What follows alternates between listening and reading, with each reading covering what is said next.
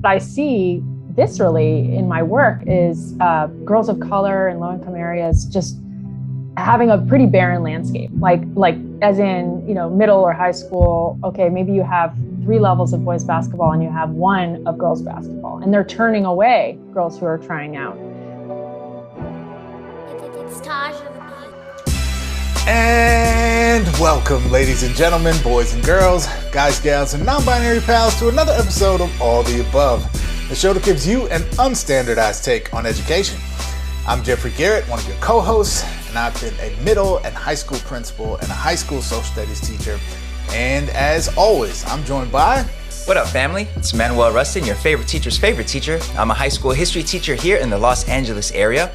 I am just now beginning year 19 in the classroom. And this here, of course, is All of the Above, where we like to take a deep dive into important issues in education with a unstandardized take on what's going on out there in the education streets. And Jeff, it's been a decent length summer, I guess. Summer's never long enough, but of course during summer we're each pretty busy. There's only a 2-person operation, so I'm busy with taking vacations and having a break, and then you're busy with super duper principal leader man type stuff over the summer. But it's been a couple weeks since we've had a full episode. Here we are again with a super dope guest and all that good stuff today. And Jeff, as the summer comes to a close, any thoughts about either how summer has gone or what you're excited about for this upcoming school year? Wow. Well, I will say, Manuel, the rhythm of my work, the schedule of my work is very different than it was when I was, full-time at a school, when I was a principal or an AP or a teacher. And what is primarily different about it is that so much of my work over the summer is spent gearing up for some of the launch events for the upcoming school year, and I work year round. So summer isn't really vacation time for me. It's kind of the most intense, or one of the most intense times of the year. So we are about to get into our Summer Institute next week. By the time people see this, it'll be last week. Gotta remember my times here. Something like that. But suffice it to say, the beginning of August is a busy, hectic time. And I'm also trying to become a new homeowner, Dr. Rustin. So that is honestly what is most exciting and stressful at the same time in my life. But in terms of the world of school, I will say I am hopeful, Manuel, that this summer was actually restful and rejuvenating for lots and lots and lots of educators across the country who've been catching hell for the last 3 years during this pandemic. And, it's not over, but hopefully we're at least entering into a phase of the pandemic that is not going to be so brutal on the work lives and personal lives, for that matter, of educators. Yeah, I hear that. And as you alluded to, we record these a little bit in advance because it takes time, of course, to edit all the video and all that. And by the way, folks, if you are somebody who listens to the audio version of this, I get it. That's what I do when I, drive to work. But it still would be very beneficial if you head over to our YouTube channel and subscribe to our YouTube channel so we could get those numbers up a little bit. The link is right below this podcast here. But in any case, as you alluded to, we record these a little bit ahead of time. And Jeff, there is a possibility that by the time this posts, maybe the pandemic will be over, Jeff. Maybe things will be nice and safe as we head back into the classroom. Maybe we'll actually, get it together because, it's possible this can't be a third or fourth. I'm even losing track of how many years it's been of pandemic related schooling. So maybe it'll be solved in the next week or so, Jeff. Be hopeful. Yeah, it's like, let me clarify for you, Manuel. It's been two and a half at this point. Okay. And the upcoming feels school like 4 or year 5. would... Yeah, it does, though, doesn't it, right? Like, it's a little bit hard to remember the normal times. But, we're going into a new year. There's hope. There's possibility. All of that, and that's what I'm trying to center in my mind here, Dr. I like that. Yes. I'm down. That works for me. All right, Jeff. Well, we have a fully packed episode today. Can you break down what's on the agenda for us here? Oh, yeah, man. Well, we got a good one for everybody. And, I always say that let's be real, but also I always mean that when we get to this point in the episode. We have a fantastic show for folks today. Really great discussion. Our seminar guest is just a dynamic, intelligent, incredible leader, activist. I'm not sure what all acronyms to put on it, but a person who is out here championing and been working hard for the causes of gender equity in education. It is Kim Turner. She is the director of the Gender Equity Initiative at the Positive Coaching Alliance, which is a Bay Area-based nonprofit that does a lot of work in different kind of realms of athletics and coaching specifically. But she is an attorney, has a great deal of expertise on how Title IX has, and hopefully still will and still needs to, impact the cause of gender equity in American education, K-12, higher ed, and of course beyond.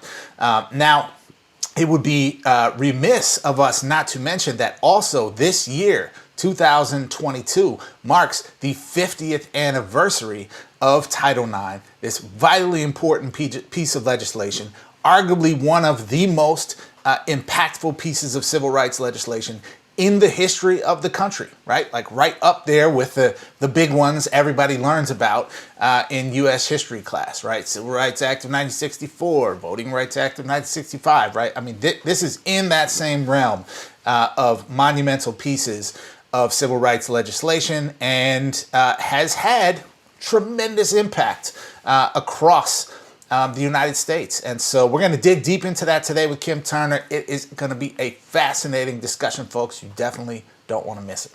Yeah. Sounds dope. Some Title IX dopeness in the building. Looking forward to that conversation, of course. And again, folks, if you are, well, actually, I forgot to say this at the top. If you're brand new to all of the above, we appreciate having you here. And please do consider liking and subscribing and all that good stuff. All right, folks. So up next will be our Do Now, where we take a look at news and headlines in the world of education. Stay tuned.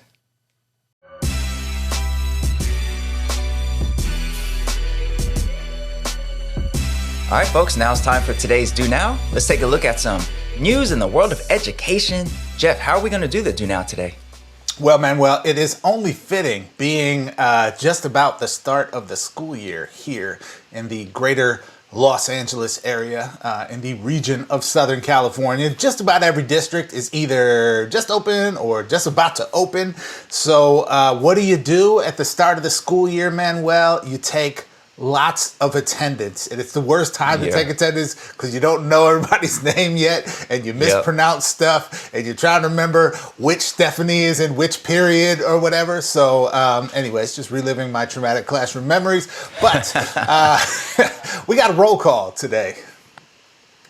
Okay, for sure. Yeah, definitely got to get those names right, people. It's worth the time and effort and investment to get the names right. And yes, it is also pretty tough when you are just meeting everybody for the first time. And I remember a year where I had three sets of identical twins. And it took a very long time for me to figure out who was who. Yeah. In any case, all right, Jeff, who's first on today's roll call? Yeah, man. Well, okay. First on today's roll call is more of a conceptual answer. It's the CEO, the Chief Executive Officer. The CEO. Well, Jeff, this is an education show where we talk about important things going on in America's education system. CEOs is more of a business type thing, and importantly, we don't conflate business and profiteering with the important duty of educating our young ones. So I'm not quite sure why CEO is on the attendance today. Yeah, that was a lovely statement, Manuel, that is maybe like 50% true. We certainly have plenty of CEOs in the field of education, most notably, I would probably say, in the realm of charter schools. And we're going to talk about a particular former CEO of a charter management organization, among the more sort of well-known and celebrated charter management organizations in the United States, certainly on the East Coast in particular, but that being Democracy Prep. We're going to talk about what their former CEO was getting into, because it ain't good, folks. It ain't good. All right, here we go. This story comes to us from Kevin Mencken and Asher Lehrer Small, writing for the 74 Million. So shout out to them. And the story tells us about Seth Andrew, who is the founder of the Democracy Prep Charter Schools and a nationally recognized champion of school reform. He was recently sentenced to a year and a day in prison for illegally taking more than $200,000 from the network he helped create. At his sentencing, Andrew acknowledged doing, quote, harm to Democracy Prep, end quote, and said he hoped, quote, future students can learn from my mistakes. Now, Andrew, who founded Democracy Prep in 2005 and served as CEO for much of the next 8 years, was arrested last April and charged with wire fraud and money laundering. U.S. Attorney Damian Williams said in a press release that the sentence would send a message to potential white-collar criminals. Quote, Andrew committed this crime to attempt to punish nonprofit charter schools because they declined his offer to return as their leader, said Williams. Thankfully, the victim of Andrew's crime was resilient and its important work continues. So, Manuel, we got a story here. Noted charter network leader Seth Andrew, very famous for those of us who spent time in New York City, for him always rocking that Democracy Prep hat 24/7. Very noticeable in a room of educators in shirts and ties and suit jackets and whatnot. Also getting a new type of uniform, which is not going to come with a Democracy Prep hat. So, Manuel, what are you thinking here? Yeah, well, I'm not familiar with Democracy Prep. I'm a West Coast guy, and I'm a, traditional public school guy. So I don't know a whole lot about charters, but I do know we have reported many a time here on All the Above over the course of the years producing the show of folks either within charter networks or associated with charter networks who have defrauded them and taken advantage of the funds there and taken the public funds for their own private benefit. So, obviously we can't cast all charters. Obviously, we're not casting all charters as being susceptible to this kind of white collar crime and corruption and defrauding. But it's not a good look when you have headlines coming out pretty consistently of folks within that realm stealing money, frankly. I think we reported on one online charter that was just making up student names, students that didn't even exist, just to get money from them. This, of course, is a little bit different here. And it sounds like what Seth did was try to get back into the leadership structure of Democracy Now! And they weren't, or not Democracy Now!, Democracy Prep, and they weren't having him. So, out of revenge or out of spite, he went ahead and defrauded them and tried to inflate his own wealth in order to get a better mortgage rate for his $2.3 million Manhattan condo. And that strikes me as $2.3 million condo. I don't know what else this person does. I'm sure, Jeff, a lot more about him. So I don't know if he already, has other things that he's involved in outside of education that generates a whole lot of money. But it's just, just strikes me as really, I guess, curious that somebody in the realm of education would have the money to be buying a $2.3 million condo, period. And I know partly by Manhattan standards, $2.3 million condo isn't even that crazy. But it also strikes me that Seth was perhaps a little bit ahead of his time, because the way things are looking with the privatization of our American public education system, as this war continues on public schooling and this war continues on basically everything that is not in line with white Christian evangelism, it strikes me that he probably could have had more of an open path and green light to defraud schools come, maybe wait a couple more years when more of that public money is flowing through various school systems that are not necessarily traditional public systems, because that day is coming where this is all going to be really, really, really extra messy and dicey for those of us who believe in quality schooling and integrity. Yeah.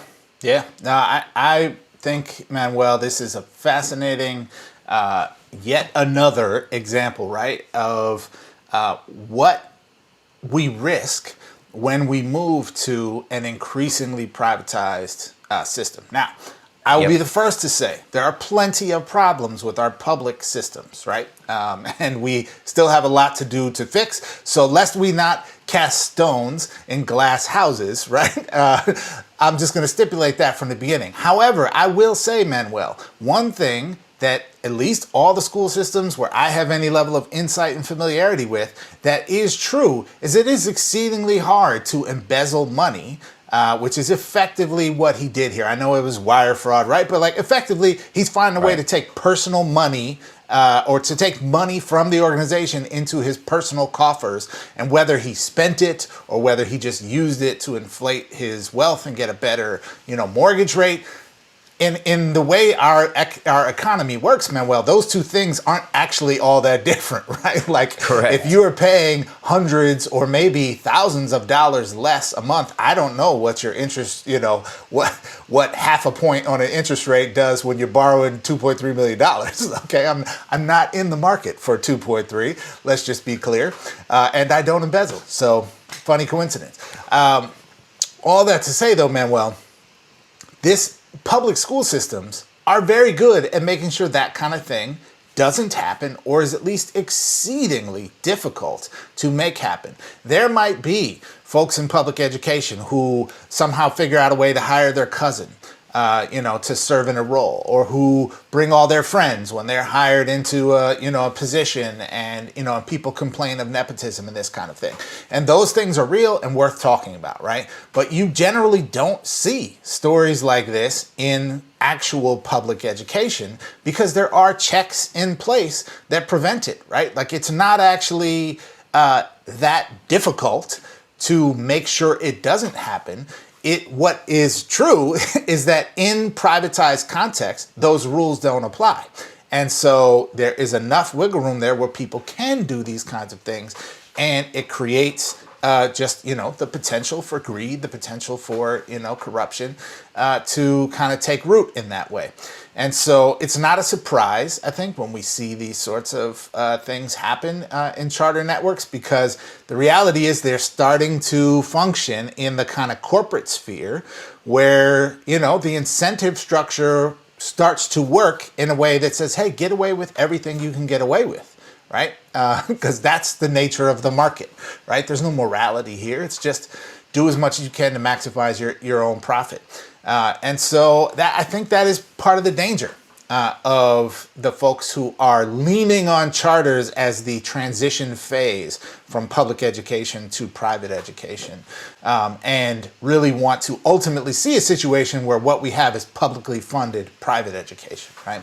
So, this, I think, is a canary in the mine shaft, one of many canaries in the mine shaft to say we should probably pump the brakes on this rightward shift, this privatization shift in education. I am not personally a categorically anti-charter person. I want to state that again for the record here. I think there's many charter schools doing great work.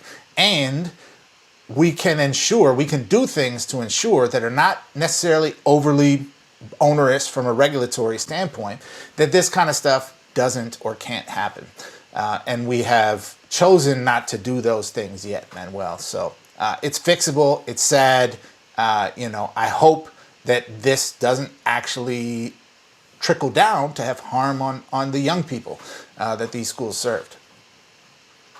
Yeah, absolutely. And there will be more of this. There will be more of this, as you said, as we continue to shift towards a privatization of or private money into schooling in general. There will be more of this, period. And wouldn't be surprised to see some headlines out there about new yachts and things going towards helping the important yachting community that is out there. That, of course, our friend Betsy is a esteemed member of, because that's where this money tends to end up for some reason, in some way.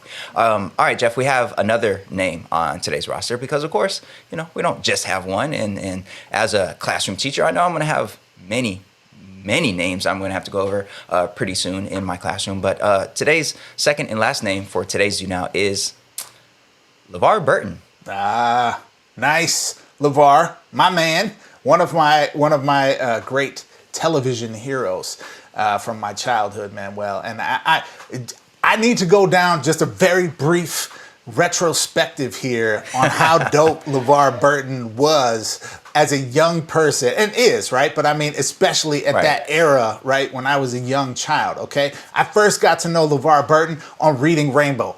Perhaps greatest children's television show of all time. Just going to put that out there. Come see me if you disagree, okay? Then, of course, where do we see LeVar Burton? Kunta Kinte, Roots, revolutionary Alex Haley television, okay? Amazing, life-changing, industry shifting cultural phenomenon, okay, that was one of the great sort of truth-telling elements in American media at a time. If you go back and watch stuff in the 80s, Manuel, it was racist as hell in the 80s on TV, okay? So LeVar Burton is Kunta Kinte, roots, okay? Then what happened? LeVar Burton, chief engineer Geordi LaForge on the Star Trek Next Generation series, okay? One of the great science fiction series of all time, one of the great science fiction franchises, black man chief engineer flying around the universe, solving physics puzzles, okay? Incredible. LeVar Burton, salute to you. That's all I have to say about that. That was lovely, Jeff. I think we're done here because I think that about does it. We could end on that very positive note. Definitely got to give that man his flowers because yes, LeVar Burton obviously so influential in so many of our lives. The elder, the OG, very dope, very dope. And of course, this story here. Since this is an education show, we're going to focus on the reading aspect of, our literacy king, LeVar Burton, and sort of where we are these days, where young people are in this modern context with regards to reading and how they access materials. All right, so this is an interesting study looking at students or young people around the world with regards to their reading of print text versus digital text. All right, so let's get into it. This story comes to us from the Hechinger Report by our OG homie, Jill Barchet. Not homie, we haven't met Jill, but we have leaned on Jill's reporting for quite some time. So shout out to Jill, super dope education reporter out there. And she reports that an international study by the Organization for Economic Cooperation and Development found that students who had more books at home reported that they enjoyed reading more. Teens who read more paper books scored higher on reading assessments. The study spanned approximately 30 countries and looked at data from the Program for International Student Assessment, known as PISA. Researchers found that teens who said they most often read paper books scored a whopping 49 points higher on the 2018 PISA than teens who said they rarely or never read books. That's equal to about 2.5 years of learning.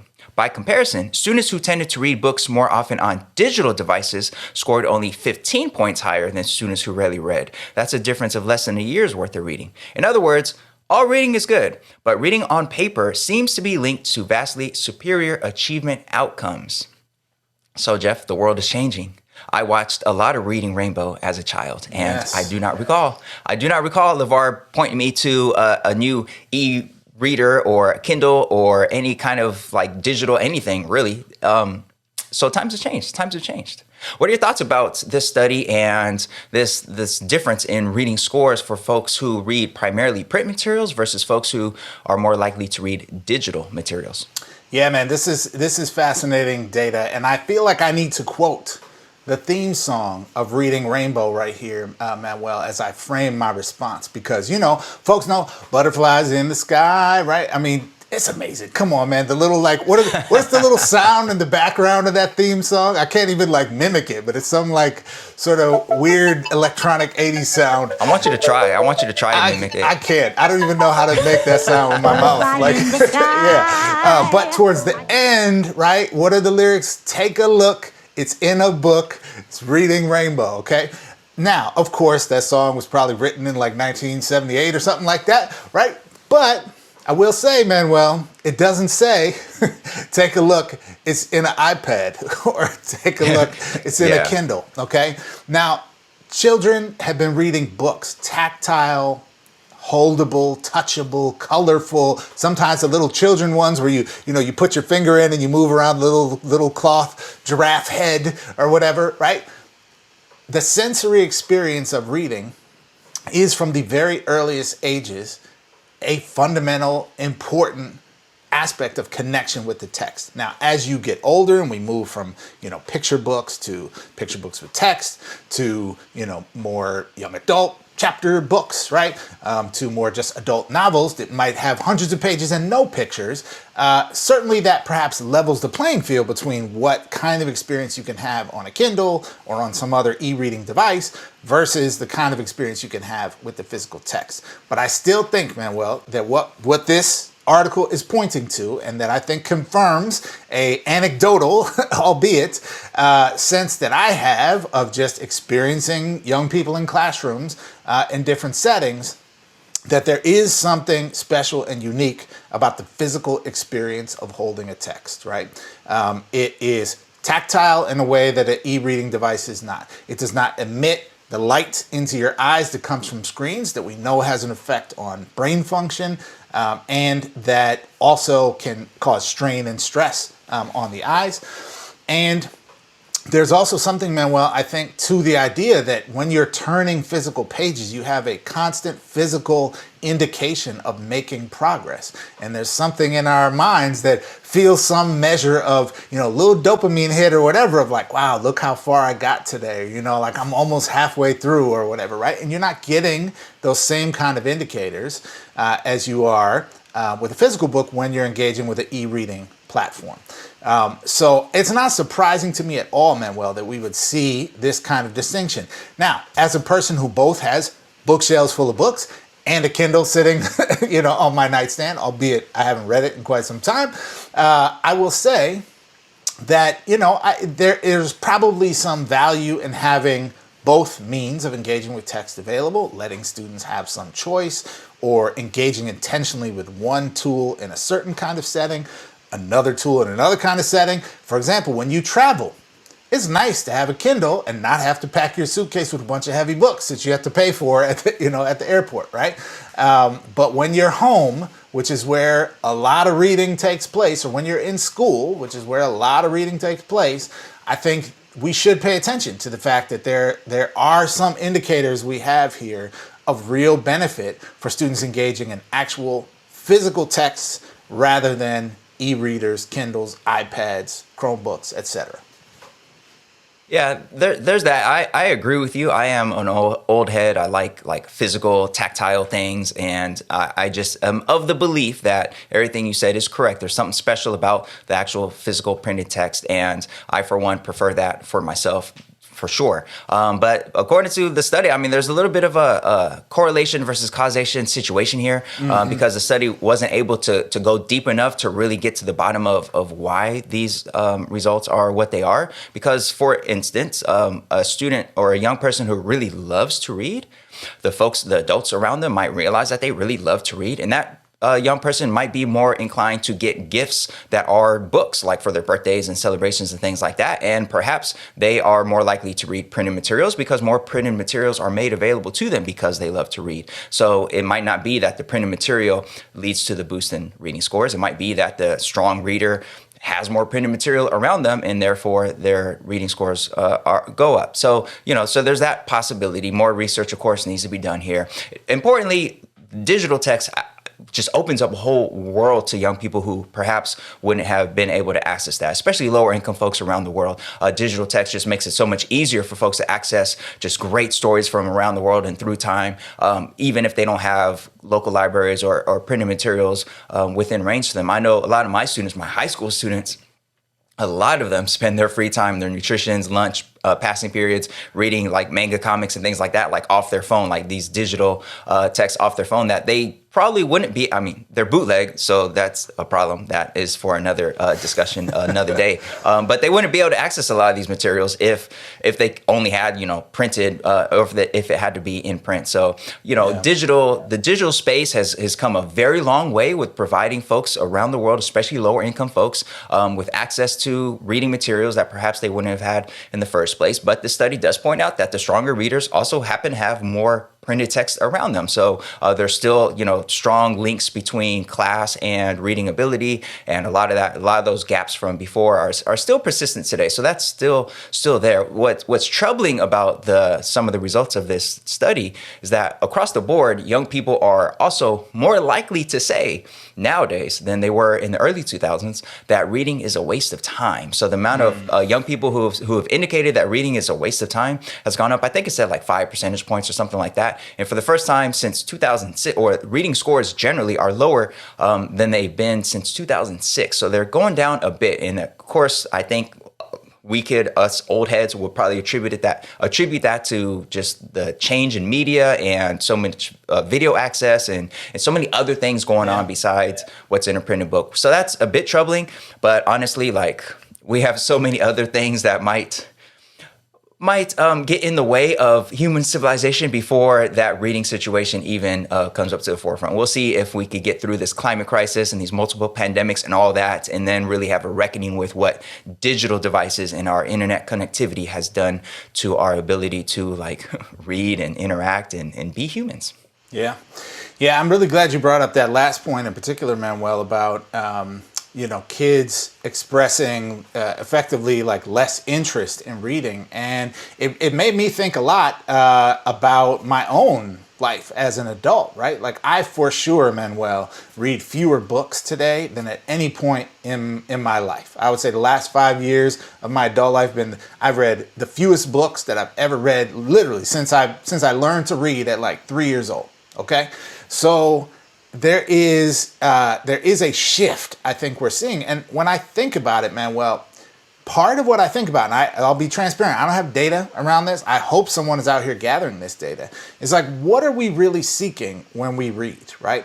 A lot of what we're seeking is stories, right? To engage in the immersive experience of a story, to stimulate our imagination, right? To be entertained. To offer a chance to experience something vicariously through the narrated experience of others, right? To be able to kind of step out of ourselves, and some just fun and distraction, right?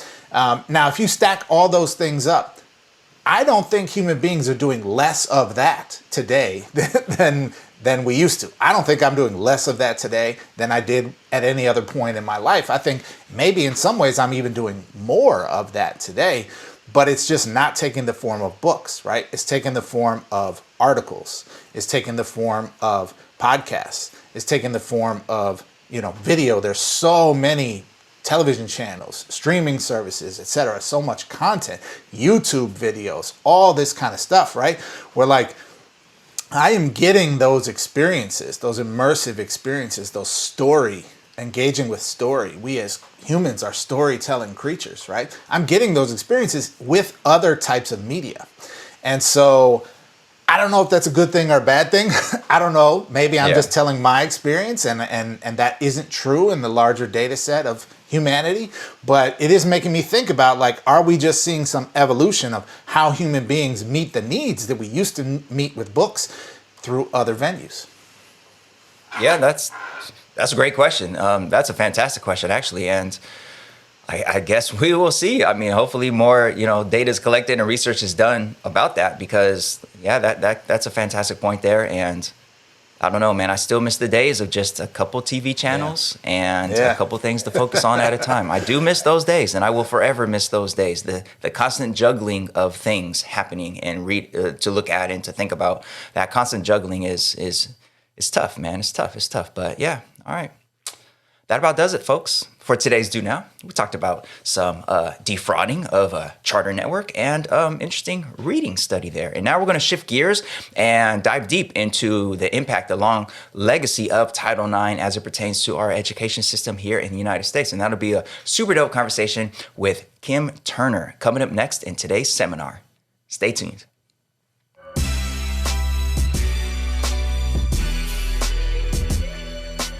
Hey folks, thanks so much for tuning in to All the Above. We really appreciate you. And as you know, All the Above is a small operation. It's just me and just Manuel, that's it. We have no sponsorships, which means we are totally dependent on our amazing audience to help support the show.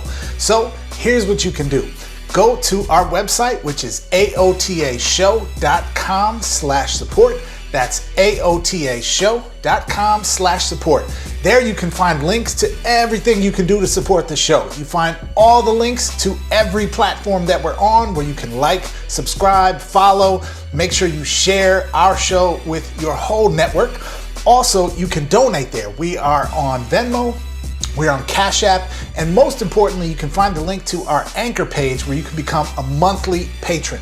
Even a small donation once a month will make a huge difference in helping us continue to produce the show. Lastly, you can find there the link to get your flyest, best, latest, all the above show merch. Okay, all you got to do is go to aotashow.com/support. Thanks. Enjoy the rest of the show.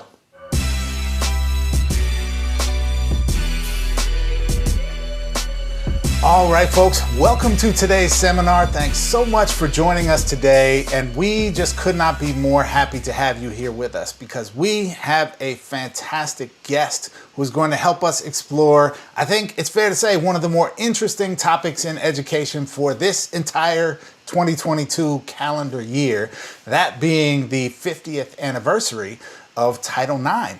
And our guest today is Kim Turner. Welcome, Kim Turner, to All the Above. Thank you so much. I'm thrilled to be here.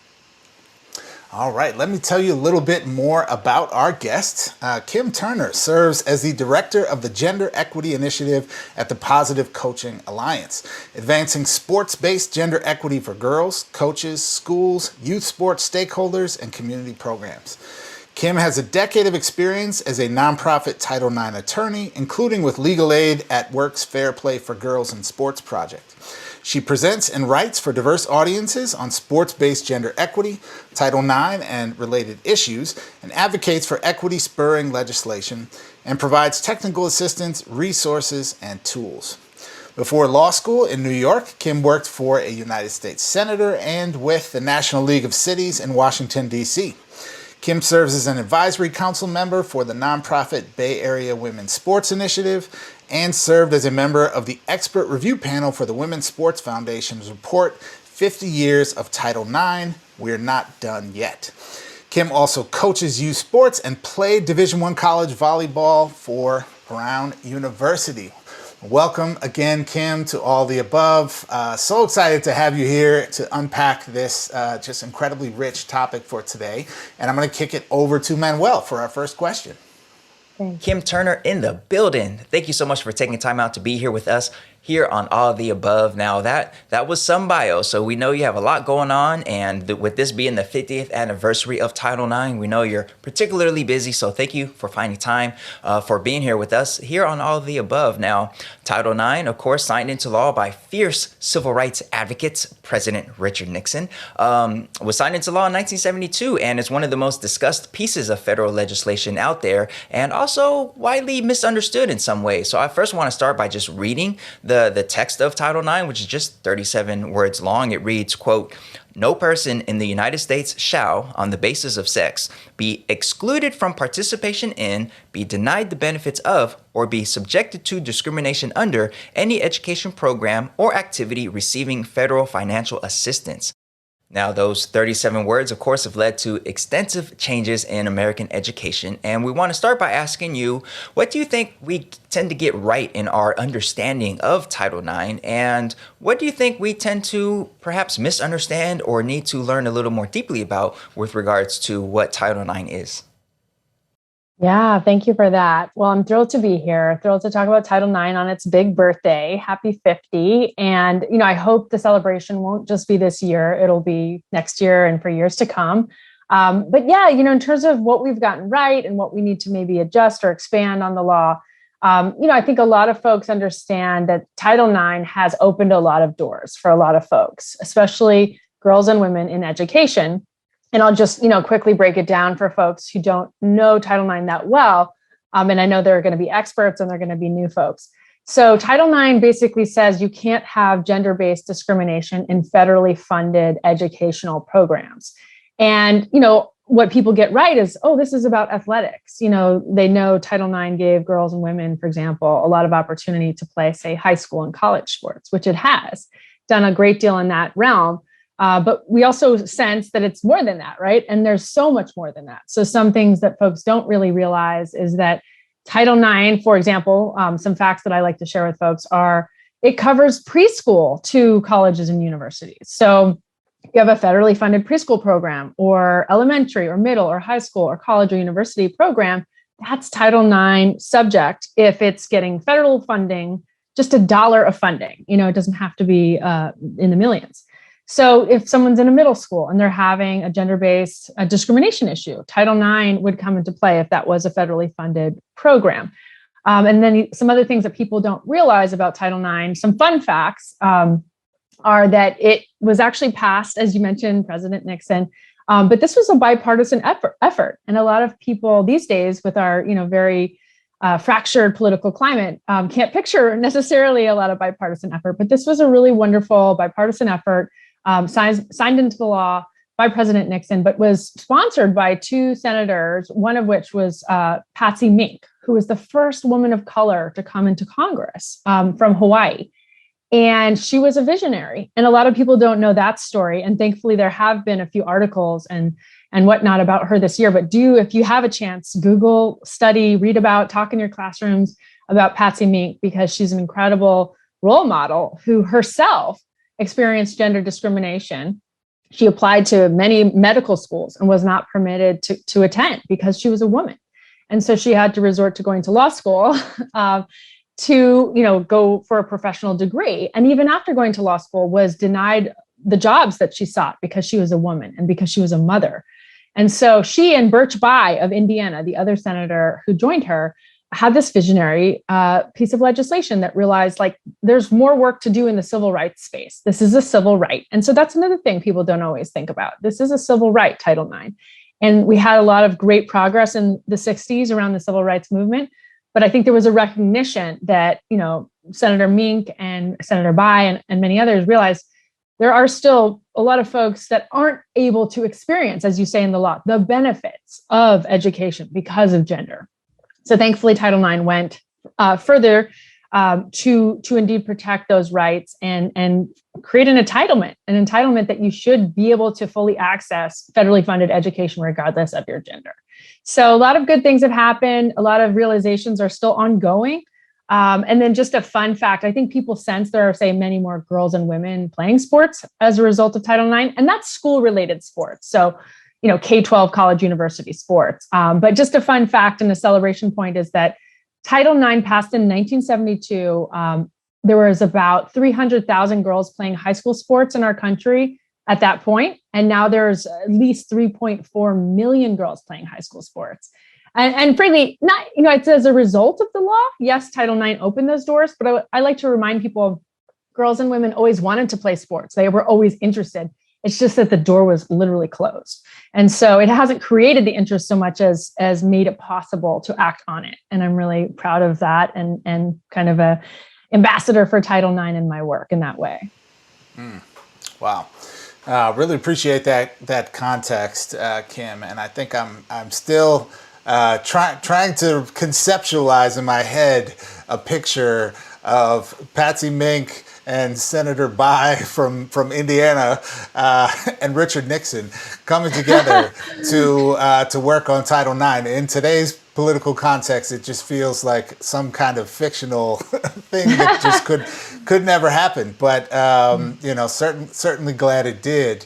And excited that you mentioned the kind of transformative effects of Title IX on youth athletics in this country. And I think it's fair to say that Title IX is probably most, as you mentioned, most closely associated with athletics and its impact on school-based athletics. And frankly, lots of folks probably didn't even know that it impacts anything other than sports. But for the sake of this question, would really love to go a little bit deeper into the issue of what have been the real transformative effects on athletics, school-based athletics, because of Title IX, and also where do you see there still being work that needs to be done? Yeah, thank you. And, just a flag, as an attorney and someone who has been close to folks that enforce Title IX in lots of different ways, for our audience out there, just as a reminder, of course, Title IX covers more than athletics. So it is combating gender-based sexual assault and harassment, for example, in a school or college and university context. So because of Title IX, we have rights to proscribe that type of behavior in our educational environments that would impede someone pursuing an education. Another just a fun fact before getting into the athletic space is that breastfeeding students, say in a college context, have Title IX rights for lactation accommodations, something that folks don't realize. We also know, staff members have Title IX rights that they may not be aware of, as, gender-based discrimination against a teacher or a professor or a janitor who works in a school, would be able to avail themselves of Title IX rights. And responsibilities, thinking about the full circle that, we want to know our rights and our responsibilities as folks who are working to enforce the law and folks who are trying to comply. So, if folks want more resources, just to flag, Positive Coaching Alliance is in a really close partnership with Women's Sports Foundation, as well as the National Women's Law Center. And National Women's Law Center has a great deal of resources on Title IX that cover that gamut. So if you want to know, wait, what are my rights as a high school student under Title IX in all those ways that gender comes into play, they have a ton of resources, and I can point folks toward those. So on the athletics front, I think, we've made a great deal of progress, and we have a lot of work to do. Some of the things, as I mentioned, the numbers have literally just gone up with girls and women playing sports. And let me just quickly add, I am a product of Title IX. I don't know if you're supposed to disclose your age, but was born after Title IX was passed. And just a quick anecdote to show the progress, knowing I'm just one person, but a tip of an iceberg, is that my grandmother loved basketball. She grew up in Kentucky, and she couldn't play at all, and her brothers could play. And there was zero opportunity in her one-room schoolhouse, and she never got to play in any type of school team. And then my mom came along and was very athletically interested, and my grandmother said, "Hey, I want you to have more than I had." Still, Title IX was not passed, but my grandmother managed to get my mom into a high school volleyball team. And their season was one weekend at this high school in Southern California. Wow. So I said, "Mom, what was it like to play high school volleyball, before Title IX?" And she said, "Well, we had one weekend of play. That was our entire season." Wow. So just like perspective on like the length of a season mattering, and that boys would maybe have like a 10-week season and girls would have one weekend, but she was happy to play. And then Title IX actually was passed in February 1972, the same month that my mom was playing UCLA college volleyball, and when she won a national championship for UCLA. So she was kind of like pre and post Title IX. She was playing just as it was passed, and she was privileged to have that opportunity, as some colleges and universities were opening doors to women, but still not enough.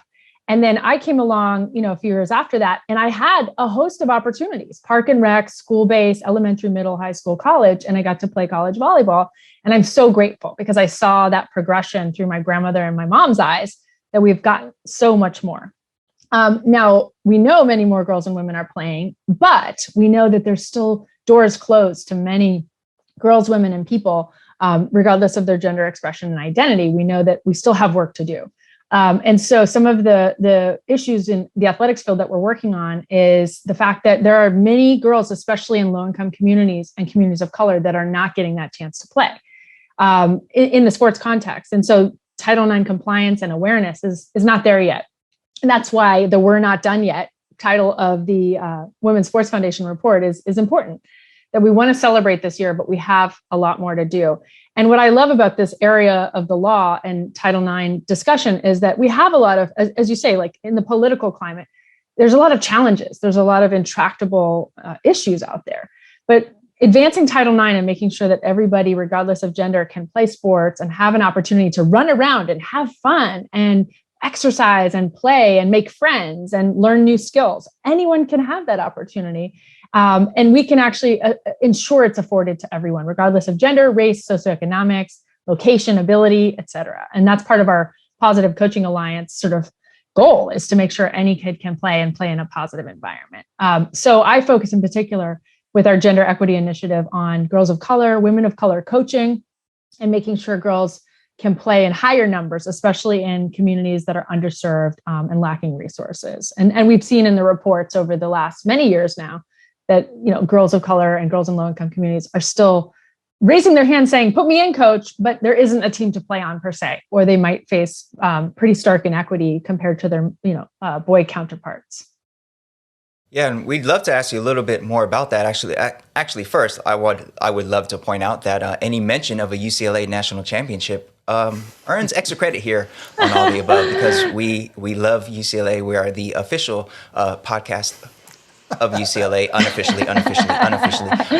So in any case, so yeah, it's wonderful. And you mentioned some of the disproportionate outcomes of Title IX with regards to race. Now, of course, with all policies, all legislation, the devil's in the details. And on the surface, Title IX seems to be race and class neutral. Yet, as you just mentioned, a lot of times when that is the case, you do see some disproportionate proportionalities with regards to the impact and the implementation of said policy. So you mentioned, for example, girls of color having less access in certain areas to sports. We're wondering if you could tell us a little bit more about that, about some of the equity gaps that we see presently within the implementation of Title IX, and what you think should be done to address those gaps. Yeah. Well, they definitely exist. And frankly, it's heartbreaking to see those barriers in real life. I mean, I'm a youth sports coach to kids and girls, and I hear the stories like out on the field. I do soccer, basketball, different, whatever sport they need. And the girls saying, I want to play soccer, but I don't have a team to play on. And often it is a neighborhood, city, town where the resources are strained, and there's already not enough to go around. But what I see viscerally in my work is girls of color in low-income areas just having a pretty barren landscape, like as in, middle or high school. Okay, maybe you have 3 levels of boys basketball and you have 1 of girls basketball, and they're turning away girls who are trying out. Even though I like to compare in Title IX, it's like you would give 50% of the lockers, the academic lockers, to boys and 50% to girls in the class. But what we see in the stats is that boys are often getting like 60% of the lockers or athletic slots to play, and girls are getting like 40% on average across the country and I talk about lockers or seats at the cafeteria. Like, why would we give more athletic seats to boys versus girls when we wouldn't do that in the cafeteria? Because everyone's equally interested in that experience of school. So I just try and think about this as educational resources that are publicly funded. And, with a sport opportunity, it doesn't have to be fancy, but, a uniform, a chance to play at the gym, a basketball or a softball or a baseball or a soccer ball, these are resources that our taxpayer dollars fund. And so we want to think about, like, we wouldn't give more of the playground to boys than girls. Why would we give, more teams or more resources to boys versus girls, which is still happening in many communities. And in terms of, say, communities of color where girls are looking for more equity, they're demanding more equity. The other issues, it's complex, right? Because I don't think there's an intentionality around the inequity. I think that oftentimes there's cultural or kind of social mores at play where girls maybe didn't get a chance to play in the young years in Park and Rec. There wasn't a culture of like girls basketball. And then by the time they get to middle or high school, they're not saying, I want to play, because they didn't get that chance when they were 7, 8, 9, like the boys did. And so they kind of stopped trying, or they don't think of themselves in that athletic space. So there's like attitudes and context matters a great deal. So the good news is in communities I've worked in, including in LA, Los Angeles has a great Raise the Bar program for girls in Park and Rec sports to get involved. And there's some really easy ways that I've seen, especially in communities of color, girls get involved, like seeing yourself in a flyer. Like if you're running a basketball league at your middle school, to show pictures of girls active in the flyer and not just boys and, kids of any gender, very powerful. And, I just try to remind people, like, imagine if 24-Hour Fitness didn't put any pictures of women in their advertisements. Like, they probably wouldn't get women signing up for the gym, right? And so they want a broad paying clientele. And I think we need to bring that same kind of outreach to our Park and Rec and school-based sports. Is like, make sure you're answering the call of your community. And so sport selection is another issue where middle and high school, programs have succeeded with particularly girls of color by saying, what do you want to play? I see that it's not asked enough. It's like, and then, oh, you don't want to play tackle football, you want volleyball. Okay, why don't we put some time and effort into a volleyball program and not assume we know what you want? Let's ask and tailor. And of course, boys and kids of any gender and girls should all have opportunity. It's just not one size fits all is what I think is important. Yeah. Very much appreciate that, Kim. And I actually want to ask a little bit of a follow-up on that, because a devil's advocate, if that's even the right phrase to use in this moment, but I think a disingenuous retort that I sometimes hear to some of the issues you were just naming has to do with the sport that was nearest and dearest to my heart as a kid, which was football, which for the most part across the country is only played by boys, or the overwhelming majority of players are boys and young men, and is of course a sport with a huge team that's expensive to play. And I hear people say things like, well, because of football, that's the root of the inequities, right? It's this sport that has tons of kids involved, that costs lots of money, and that's the root of the issue. And so we have to sort of look at it through that lens. How do you respond to that type of an argument? Yeah. Well, I'm glad you brought up football. I'm a fan. I watch, the San Francisco almost got there a little bit ago. And I've gone to games and support school cultures that are supportive of football and all sports. I'm actually kind of a sports agnostic, or, I'm very ecumenical about sports in the sense that I love them all. I played them all. I appreciate them all, even the ones I'm bad at and don't know well, like badminton. It's like I've seen schools with incredible badminton teams, and I just love that it's different each region, each area. But I think this notion that football is really expensive and sort of needs priority, or it depends on who you ask, like what they think should happen. But I think we should, a couple things about Title IX that are kind of, I think, really cool, to be honest. And for educators out there, working Title IX knowledge into your curriculum can be really powerful. And it's so fun. It's like doing a report or doing a project or fact finding at your school about Title IX is really a neat way to learn and apply. So with football, here's a fun fact, like Title IX doesn't require equal dollars to be spent on, boys and say girls, just using that as an example, sport. So you could have football, and it also doesn't require certain sports to be played. So it wouldn't be like you have to have girls football if you have boys football. It's very sensible. The law and its drafters, go Patsy Mink and Birch Bayh, were really bright about needing flexibility. So it's okay that football's expensive per se, because it's not about equal dollars. It's about quality. So there's something neat about that, because, a cross-country runner may need a very simple uniform, or, volleyball or whatever, swimming. I think the swimming uniform might be the smallest and the cheapest compared to football. But a football uniform, it has a lot of components, as does lacrosse, or gymnastics. It's okay if it's more expensive. It's just got to be equal quality, or equitable in quality. So there's just a sensible aspect to it, that Title IX doesn't force anyone to play, doesn't force certain sports. It's just saying if you're going to, so I guess you can compare it, like if a school had a robotics team, I mean, it's okay to have an expensive robotics team and all that goes into that, but that doesn't mean you take away resources from everyone else, or don't give the English classes, literature and textbooks and, books to read. You just make sure that the robotics is quality and the English textbooks are quality. They don't have to be the same. And then the other quick kind of fun fact that I like to share is that with football, sometimes in any sport, frankly, there's community members that are passionate about that team or that program, and they want to donate. And I'd be curious your thoughts on this as educators and leaders in education. So they want to donate, and they're like, I want to give new helmets to this boys football program. We're so proud of them. And that's great. Donate. We need that, right? But what happens is they donate to a boys program like that and don't think about the girls' side. And it doesn't have to be football. It could be girls basketball, girls softball, but to equalize the donation. And so Title IX says donations are okay, but the school and the district has to kind of referee the donations. And I try to remind people, imagine if Microsoft was going to give free laptops to only boys and not to girls. Oh, we're so proud of these boys. They should have these great laptops. Well, every principal would say, we can't just give these laptops to boys and not to girls in this 3rd grade or 9th grade classroom. So we need to step in and say, that's great, but let's make sure everybody benefits. Okay. So that's another reminder about football, but I think football's great. And, I've seen really healthy high schools with a strong football program have a great girls lacrosse program that they're equally proud of and they equally support. And there's ways to do that. Yeah. Okay. Appreciate your thoughts there. So much of your work, Kim, at the Positive Coaching Alliance centers around expanding opportunities and pathways for folks identifying as women and girls to be able to pursue opportunities for coaching.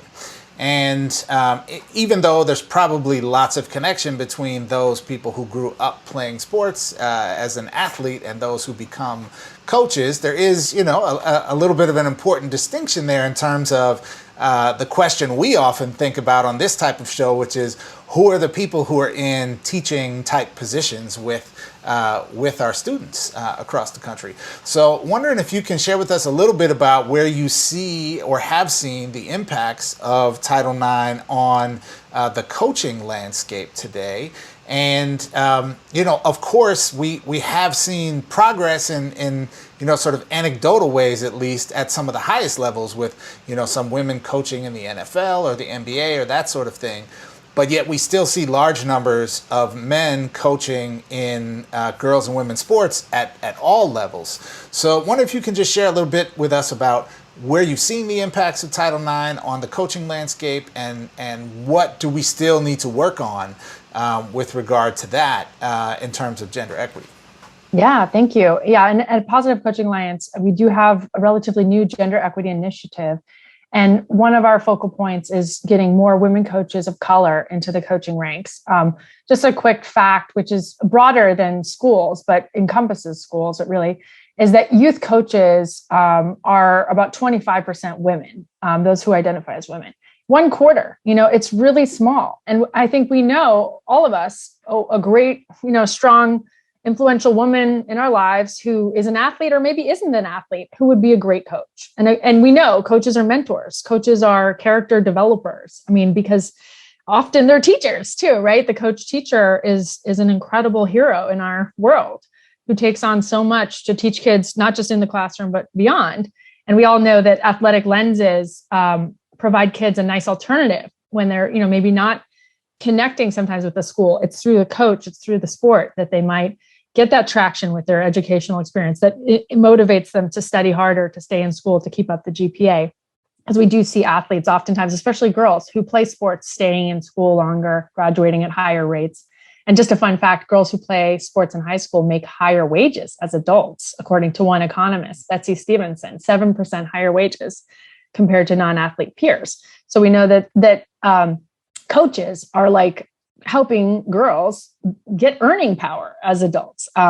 So in terms of the coaching landscape and gender equity, we do know we need more women coaches. Many want to coach, but they're facing discrimination and inequity institutionally sometimes. For example, I know at the college level, there's been a number of conversations about LGBTQIA discrimination amongst women coaches, as well as pay inequity, and other things that I think, frankly, again, like folks in a school or college or university context can think about. It's not just about pay, it's about the treatment. So I've seen a bunch of situations where, say, a woman coach has a desk that's really far away from the field or court, or lacking bathroom access, or no computer, but maybe the men's coach has computer access and tape and film that they can use for their program. So it's like the kit and caboodle that goes into a coach's experience. So we want to think in gender equity terms. What is the experience of your women and men coaches and any coach? And is it equitable? And think about all of it, even access to training rooms and ice and whirlpools. And, those things are really important, and they really add to equity or subtract if it's not indeed equitable. Katie Sowers, to your point about pro teams, Katie Sowers in the NFL and Lindsay Gottlieb in the NBA. It's great to see more women in high-level pro positions in the women's pro teams and men's, just a flag, National Women's Soccer League, the WNBA. To me, I can't emphasize enough the power of seeing women pros, which I didn't have growing up. When I was a kid, turn on the TV, there was no women's pro. Maybe women's golf, I guess. And I love golf, but, to see women basketball players, now regularly every season, every year, Olympic women, gold medals, CA USA, we're getting a lot of those now. It's amazing. So I just would say we need more women coaches. We need more women coaches of color. It's just not enough at the college and pro level. And it comes through dismantling discrimination and inequity, being aware, spotting the issues and addressing them. And so if a woman coach in the school says, hey, I don't have a desk, but head football coach does. Well, we can fix that. That's not impossible. That's totally doable. There's lots of ways. I love that. I love that. And I don't know if anybody at the WNBA listens to all of the above, but if they do, I would like to point out that we need a bigger All-Star MVP trophy next season, because that was embarrassing. That It's all was about the bad luck. trophy. Man. So as we think about 50 years of Title IX, it seems that we're living at a time where, on the one hand, we're able to see the benefits and reap some of the rewards of the struggles of our ancestors and what folks fought for in the past, at the same time as seeing backlash and regression in many of the gains that have been made. So as we think about Title IX, or as you view Title IX in the context of history, what's your view or understanding of where we're at, and what do you think is the future, or should be the future, of this really pivotal piece of legislation? Yeah. Well, in terms of how people talk about it, I do think that we're improving, and that I think more and more people do understand the law, but still huge swaths of students and parents and guardians don't know what it is. And frankly, even staff, I think, we should have Title IX coordinators in all of our districts across the country, according, to Department of Education, Office for Civil Rights. But oftentimes we don't know who the Title IX coordinator is, or maybe I've even seen studies where the Title IX coordinator didn't know it was themselves. They hadn't been told that they had that role. Yeah. And or they're wearing a lot of hats, and a lot of empathy for a school folks and administrators who are just wearing so many hats. And it's like a lot, to then get Title IX training and learn all the specifics of, it is a simple 37-word law, but it's complex as well. And there's a lot of regulations that have come out since 1972.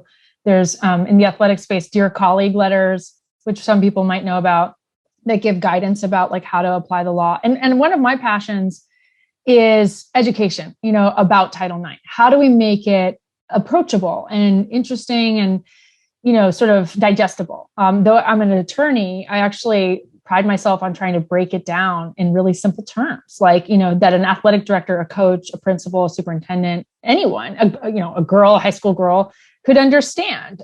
So, luckily, Positive Coaching Alliance actually has just put out some Title IX explainers with the WNBA. Yay, they were partners with us.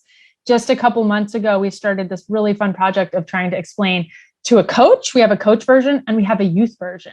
So, and they're just like quick infographics, like what is Title IX? How does it work in athletics? So do share those out. And then the other thing I wish people thought more about is the culture change that needs to happen. So it's one thing to comply with the law, to enforce Title IX, to make the schools or colleges and universities gender equitable. It's another to change the culture so that we're invested, long term.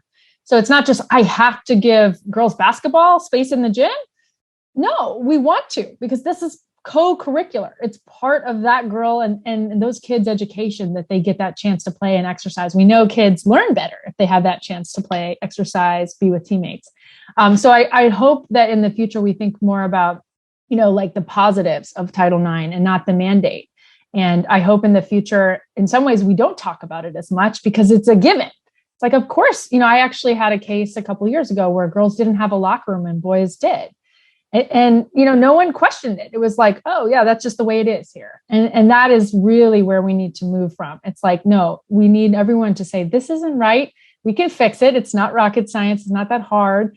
And in years to come, we'll laugh about it, hopefully, because it's like, how could that happen? We're way past it now. So, and luckily I do see a lot of school folks and administrators and families and students and, everybody kind of coming together to say, hey, why is the softball field worse than this baseball field? We can fix it. And here's a cool explainer from the WNBA that explains how to start. That's one of our PCA, Positive Coaching Alliance, goals, is to give people tools. Like, here are some tools on how to get more women coaches in your program, what Title IX is, how to keep girls in program so that they feel good and keep coming back to practicing games. So we have a ton of tools and resources. Yeah. Well, we will make sure to link to the PCA website and some of those resources right below today's episode for all of our listeners and viewers who might be interested after this conversation in both learning more about your work at PCA, Kim, and also, as you said, just becoming better educated, generally speaking, about Title IX and its role and impact in America's education landscape. So Thanks so much for that. And sadly, Kim, we have come to the end of our conversation today. Too soon. Too soon. I would really like to thank you, though, for joining us today. I think, we exist in this world where I think as educators, the vast majority of people are aware that Title IX exists and kind of conceptually what it's about. But really, we often don't have conversations with great depth about the kind of full range of things that Title IX should impact. And, both about what it is doing and how it is shaping the world around us, and also the work we still need to do to fully realize the vision of Patsy Mink and others of a future with real gender equity in our educational context. So, Kim Turner from the Positive Coaching Alliance, thanks so much for joining us today on All the Above. Thank you for having me. It was an absolute pleasure. All right, folks, that's it for today's seminar. Thanks for joining us. Stay tuned, though. Next up is our Class Dismissed.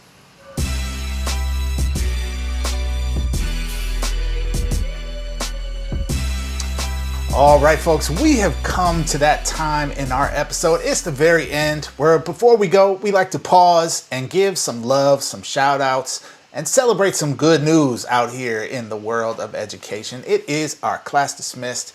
Manuel, what we got today? Well, Jeff, based on when this episode posts, for many, many folks, including myself, this will be the week that we return to the classroom.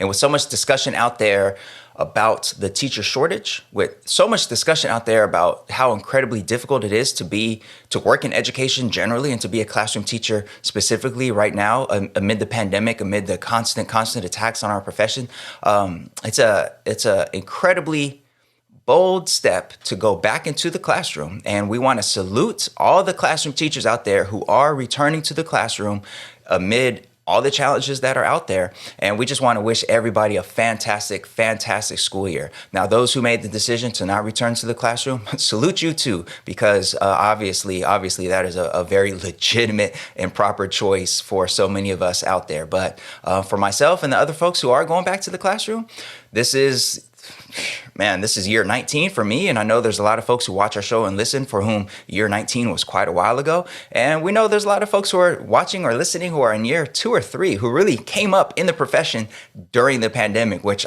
is just unimaginable to me. So salute to everybody out there across all the years of experience and all that who are going back into the classroom. Do remember that the young people in the classroom, it's just not their fault. All these challenges that we're facing, all the attacks on our curriculum, attacks on the profession, the pandemic, of course, all the challenges that we're seeing globally around the world. It's just not the fault of these young people. So salute to everybody that's going back into the classroom to help these young people make sense of the world and to learn and to grow and be great humans. Shout out to all of y'all classroom teachers as we head back to school. Yeah, absolutely. Well said, Dr. Rustin. I think the only thing I would add to that is also a parallel shout out to all of the educators. My principals out there, my assistant principals, office techs, custodial staff, food service staff, nurses, psychologists, social workers, okay, college counselors, bus drivers. I'm sure I'm forgetting some of school aides, campus aides, all paraprofessionals, everybody out here who makes school run. Welcome back. We need you, and we salute you today. So thank you. Folks, thanks so much for joining us on today's episode. We hope you enjoyed it as much as we did. And if you did, please communicate that to us in a couple of ways. Please go to aotashow.com. There you can find the links to all of our media on all the platforms: YouTube, Twitter, Facebook. Like, follow, subscribe, share it with like 3 friends. That's it, not 5, just 3 friends, okay? Help us build an even greater following for All the Above. Every little bit really does help, folks, and helps these algorithms get us into the right hands of educators and folks interested in education out there who might want to be a part of this larger AOTA family. So thanks so much, folks. Hope you enjoyed it today. We'll see you next week. Yeah.